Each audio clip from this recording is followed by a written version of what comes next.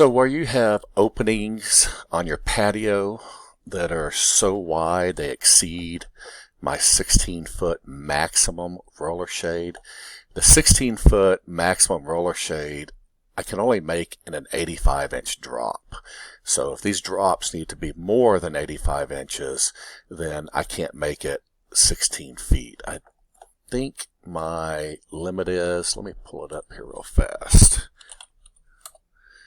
Okay, bear with me. Let me see. Alright, so for a 99-inch drop, I can only go 156 inches wide.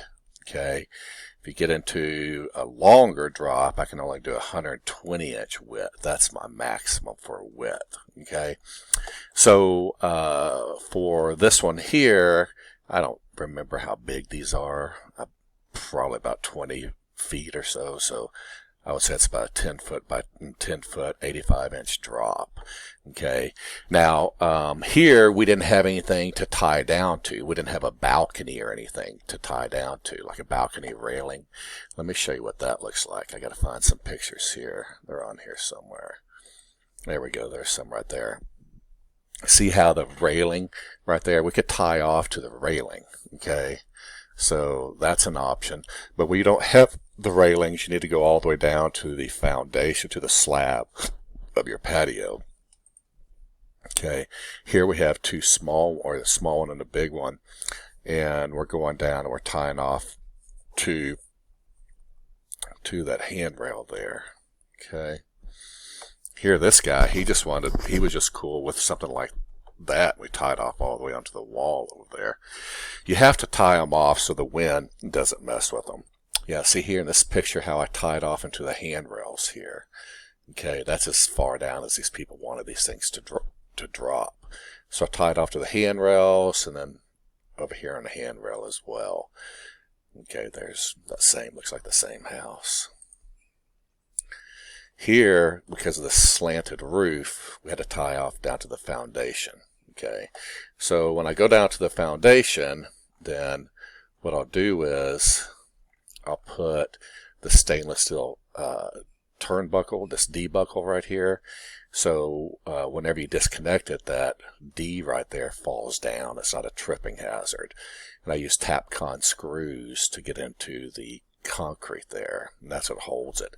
And I use these bolt snaps right here, and I use the bungees, and we'll custom make those bungees. We'll custom cut them to be for the right length. And you'll see I doubled up. That's just not one line of a bungee. That's a doubled up bungee. Okay, so it's really, really, really strong. Now, that's not to mean that you can leave these down in the wind. These are not meant to be dropped down in the when it's windy. Okay, these are not meant to be used when it's windy. Here, you know, people, I'll hear from them, and they'll say, well, I don't know about the gap in between. I don't know. But take a look at this. I mean, look at these huge gaps here on either side. Well, they have all the stone going on, so we had to be able to fit within that stone. Believe me when I tell you, when you cover it up, irregardless of these gaps, the amount of shade that you get in here is serious. It's significant.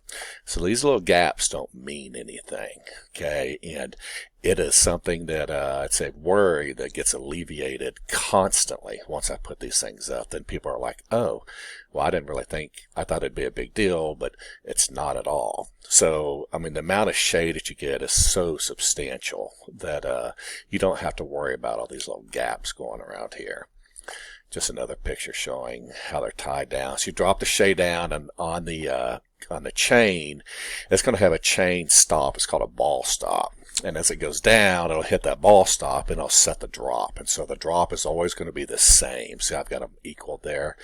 So you drop them, and they'll drop right to that same spot, and then boom, you just put that little snap on there. Okay. This is a great picture.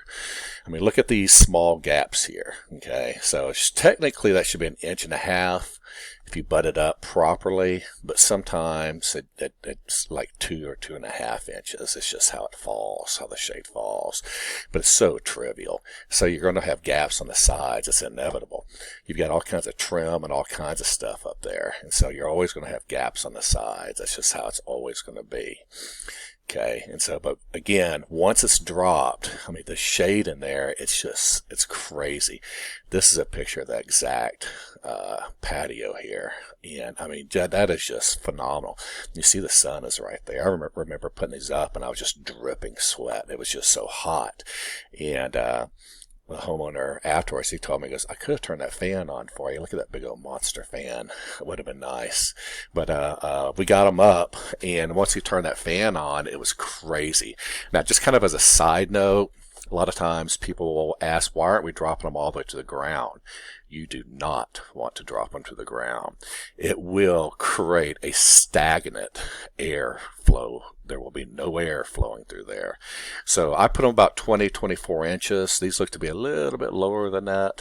But 20 to 24 inches, you need the air to flow. You need the air to be able to move underneath there. Otherwise, it gets real stagnant. And so that hot air is trapped in there. And you need those mild breezes to be able to push that air through. Okay. Well, that's how we handle whenever we have to butt them up next to each other. I would prefer, truthfully, I prefer butting them up next to each other versus using big, long shades. Those big, long shades, they're just big, and that's just a lot. That's a lot right there for the wind to contend with. And as a matter of fact, this guy right here, earlier this year, he did contact me, and he stripped out that clutch right there. So if you have these things down too much, and I warned people, you roll them down when you need them and roll them right back up when you don't. They are not designed for shading your windows. They are designed for when you're on the patio and you need patio shade. I have a service where I will come out and replace the clutch for you. It's $250. If you want to do it yourself, you just buy the clutch for $50, and you can install the clutch yourself. It's not complicated, but you do need two people. You gotta have to get that thing down.